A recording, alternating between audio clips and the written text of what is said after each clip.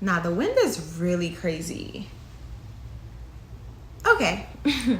Hola, mi gente. It's Earth Mommy. It's mid-May in New York City, so you know what that means. Puerto Rican weekend is right around the corner. So every year I I forget to bring my flag.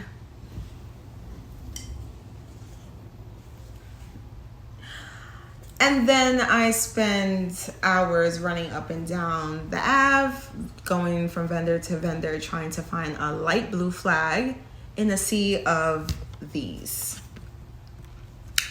These on scarves, flags, shirts, whistles, everything. Whatever you can think of, whatever you can name, this everywhere. And 9 times out of 10, I end up leaving empty-handed and heartbroken because I refuse to wave one of these. So if you know me, you know I'm real serious. I don't play about my light blue flag. I even got the custom color done for my girls last year. Rest in peace. They were so beautiful. I'm going to put a picture in here because, yeah.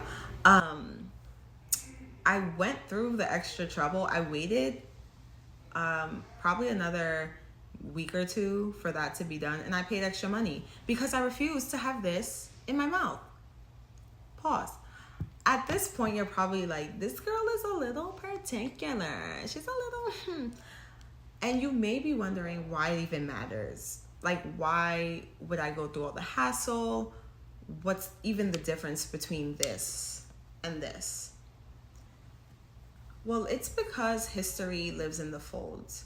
Whereas this was an emblem of hope for a free Puerto Rico, this was violently imposed upon the Puerto Rican people via U.S. imperialism. So join me down the rabbit hole.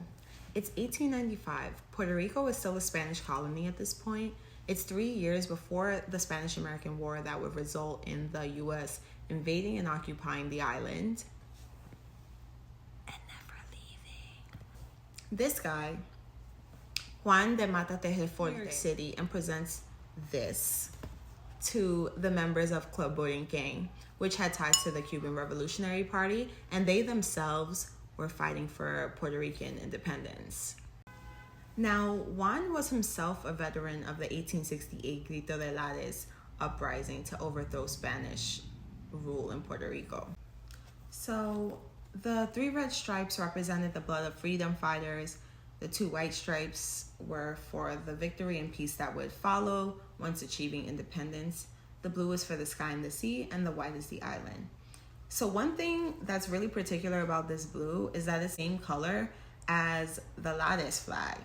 So being that at this point, when Juan is presenting this flag to this group of activists, less than 30 years after El Grito was fought, it would have immediately brought to mind the revolts. All of this painstaking detail was not only meant to represent a vision for a future of Puerto Rican independence, self-determination, and solidarity, but I believe that it was also meant to communicate, to signal to those of the fight that lay ahead. So jumping ahead a bit, 1948 marks 50 years of U.S. occupation of Puerto Rico. At this point, Puerto Ricans have been granted citizenship, but they still can't vote. Men like my great-grandfather and grandfather have both volunteered and been drafted into both world wars. A U.S. military machine has been raging for decades, at times carrying out full-on massacres like those in the towns of Rio Piedra and Ponce to quell the growing movement for independence, most notably spearheaded by the Nationalist Party, Partido Nacionalista de Puerto Rico. And it's at this point that the U.S. Senate passes Law 53, also lovingly called La Ley de la Mordaza, or the gag law, which prohibited the ownership or display of the flag. This would have been illegal. It's in my house, still illegal. It prohibited the singing of patriotic songs, speaking about independence, organizing, all of it, punishable by 10 years imprisonment, a $10,000 fine, which, mind you, in today's currency would have been a little over $135,000, or both. So as you can imagine, the law was extremely unpopular among the masses, sparking the Nationalist Party revolts of the 50s. Honestly, the Mordaza years were wild and really deserve their own video. So you can drop a comment if you'd be interested in hearing more about that. But 4 years into La Mordaza, in 1952, Puerto Rico obtains Commonwealth colony status. And that's when our beautiful baby blue bandera goes from this to this. Now, in context,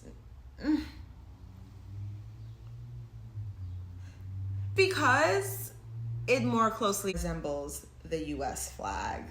No, we really need to recognize this for the sleight of hand that it was. After 4 gruesome years of appeals and protests, people literally putting it all on the line, the US government throws a bone and allows people to be able to wave their flag again, except it's no longer the embodiment of a promise of sovereignty and a source of pride. The original flag has been stripped of its revolutionary messaging, and this said, "We own you." SCOTUS eventually repealed La Mordaza in 1957, ruling it a violation of freedom of speech, protected by both the Puerto Rico and US constitutions. Go figure. Wow. Big brain energy. It literally took them 9 years. 9 years for Supreme Court judges to rule that saying that people can't wave their flag on their land is right. So La Mordaza is a huge part of why Puerto Ricans are so proud and wave their flags donde quiera. It's a meme at this point. Yeah. And it's because there were years, almost a decade, when it was literally illegal to do so. Unfortunately, it's a part of our history that's been co-opted by the imperialist machine or buried altogether. It's really a collective trauma. And like any trauma that's not confronted and healed through loving intention, it's stored in the body. We adapt behaviors that are disjointed, like emphatically raising a flag that symbolizes our island under siege. So it's also why I, as a proud diasporican who believes in a free and sovereign Puerto Rico, feel that it's not just worth the extra effort to raise up the original flag that spoke to an ideal and a revolutionary spirit, but it's necessary. Also necessary, I feel, is learning our history in order to avoid repeating it again. Shout out to Benito.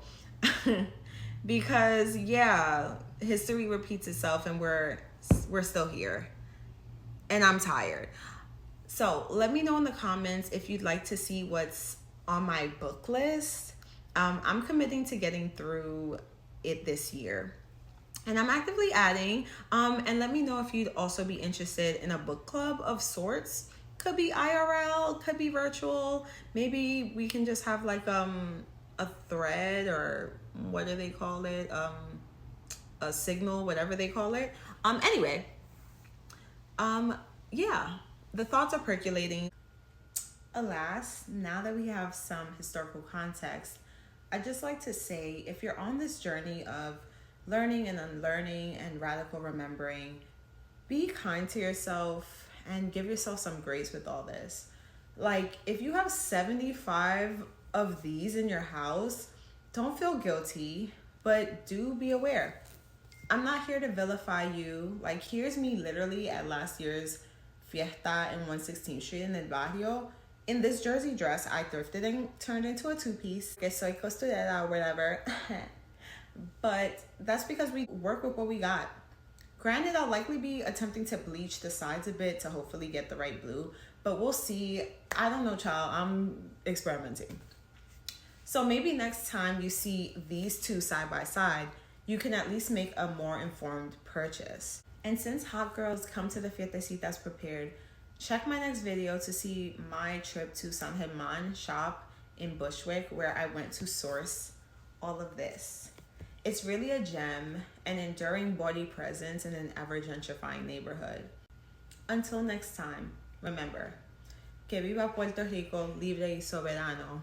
El barrio no se vende, and all power to all the people.